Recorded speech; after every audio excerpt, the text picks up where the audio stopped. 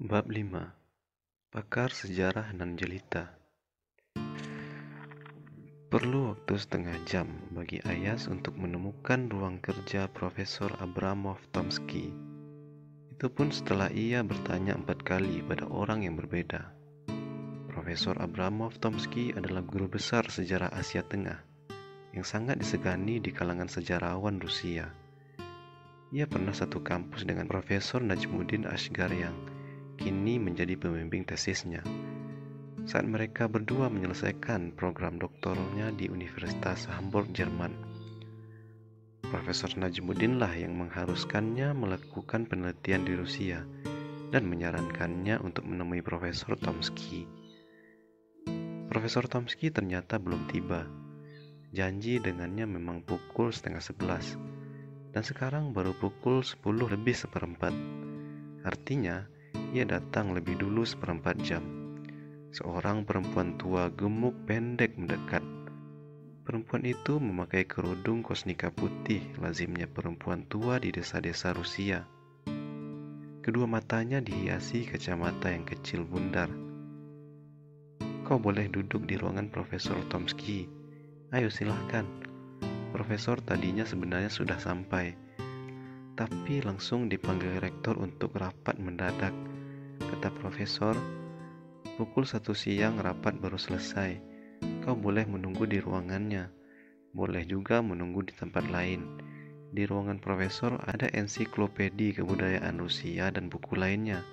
Bisa kau baca," kata perempuan tua berkerudung kosnika putih itu. "Baik, saya menunggu saja di ruangan profesor." "Ya, itu yang diminta profesor. Aku buatkan teh hangat untukmu." "Boleh. Spasiba bolshoi. Terima kasih banyak." Ruang Profesor Abraham Tomsky cukup besar. Ada 1 set sofa untuk duduk bagi tamu. Ada meja rapat ukuran sedang. Meja kerja Profesor Tomsky sendiri cukup besar, terletak di pojok ruangan. Di atas meja kerja itu ada monitor komputer flat terbaru, ada bola dunia, dan beberapa tumpuk buku. Di sepanjang dinding belakang meja kerja itu tertata rapi buku-buku tebal dalam berbagai bahasa. Hampir semuanya buku penting untuk referensi sejarah, yang mudah dengan ia baca. Sekilas nampak ada Hasan al-Taqasim, The Best Division of Knowledge of the Regions, The History of Al-Tabari, Al-Kamil fi Al-Tarikh, Kitab Al-Futuh, Futuh Al-Buldan, dan masih banyak buku-buku lainnya. Ayas mengambil buku berjudul Seeing Islam as Others Saw It. Ia duduk di sofa. Ia mulai membaca buku pertama. Beberapa halaman ia baca cukup menarik. Buku itu menjelaskan mengenai pandangan orang-orang non-Muslim terhadap Islam. Menjelaskan pandangan bangsa-bangsa yang ditaklukkan oleh Islam. Ada yang suka, ada juga yang tidak suka. Ada yang memusuhi, dan ada yang biasa-biasa saja. Yang jelas buku itu ditulis bukan oleh orang Islam. Tetapi Ayas merasa ada baiknya membaca buku itu untuk mengetahui apa pandangan penulisnya terhadap agama yang dipeluknya dan dipeluk oleh kebanyakan orang Indonesia. Dari buku itu, Ayas mendapat wawasan baru mengenai suara yang memusuhi kedatangan bangsa Arab yang membawa Islam. Itu bisa ditemukan dalam sejumlah surat berbahasa Yunani dan khutbah yang disampaikan oleh Sorforius, seorang patriark Yerusalem yang memiliki trauma penyakitan akan invasi Persia jauh sebelum Islam datang. Invasi Persia itu ia gambarkan sangat kejam, merusak perkotaan dan pedesaan yang diberkati Tuhan dengan belati yang membunuh. Orang-orang Persia datang merusak Yerusalem dengan kemarahan menakutkan yang telah dimunculkan setan. Sorforius yang hidup saat Islam berkembang di Jazirah Arab berpandangan, datangnya penguasa Arab akan sama saja dengan invasi Persia yang kejam. Sorforius memandang orang Arab sebagai bangsa barbar yang membenci Tuhan. Dalam suratnya, Sorforius sama sekali tidak menyoroti datangnya bangsa Arab sebagai pembawa agama baru, yaitu Islam. Ayas merasa, mungkin pandangan Sorvorius inilah yang menjadi awal pandangan banyak orang Barat bahwa Islam selalu disebarkan dengan pedang. Karena surat-surat Sorvorius ditulis dalam bahasa Yunani dan terus dibaca oleh orang Barat berabad-abad setelah kematiannya. Padahal pandangan Sorvorius penuh diselimuti trauma penaklukan Persia jauh sebelum Islam datang ke Yerusalem. Sejarah kemudian membuktikan ketidakbenaran pandangan Sorvorius. Saat Islam membuka Yerusalem, kedamaianlah yang dirasakan penduduk Yerusalem. Umar bin Khattab datang dengan penuh cinta dan hormat pada para pendeta di sana.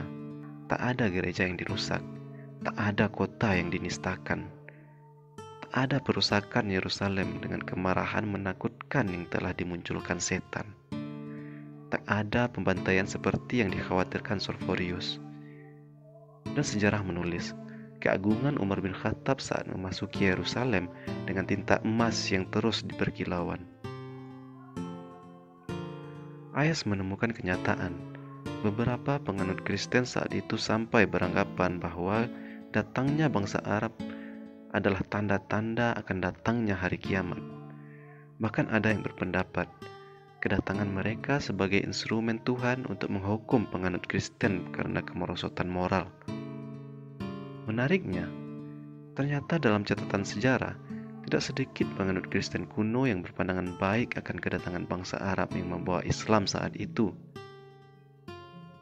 Seorang kepala biara di Qur'min yang terletak di pegunungan Tur Abidin yang bernama Mar Gabriel, yang diakui sebagai orang suci ortodoks Syria, menganggap datangnya kekuasaan Muslim lebih terasa sebagai rahmat daripada bencana.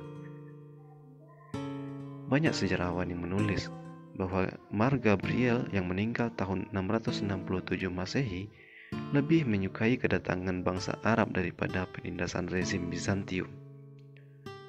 Hal serupa juga disuarakan oleh Patriark Benyamin Alexandria yang hidup pada masa masuknya Islam ke Mesir. Benyamin dalam tulisannya yang berbahasa Koptik mengakui kedatangan orang Arab yang dipimpin sahabat Nabi Muhammad SAW, yaitu Amr bin As, sebagai dini hari yang baru bagi kepahlawanannya dan dini hari yang baru bagi kemerdekaan bangsanya. Amr bin As dianggap sebagai pahlawan yang memerdekakan Mesir dari penindasan penguasa Cyrus, gubernur kepercayaan Kaisar Bizantium yang kejam. Hampir 1 jam Ayas menunggu. Profesor Abraham Tomsky belum juga datang. Perempuan tua berkerudung kosnika putih yang katanya mau membuatkan teh untuknya belum nampak batang hidungnya juga. Ayas berpikir, perempuan tua itu hanya basa-basi saja. Memangnya dirinya itu siapa, sampai harus dibuatkan teh oleh pegawai MGU Moskow?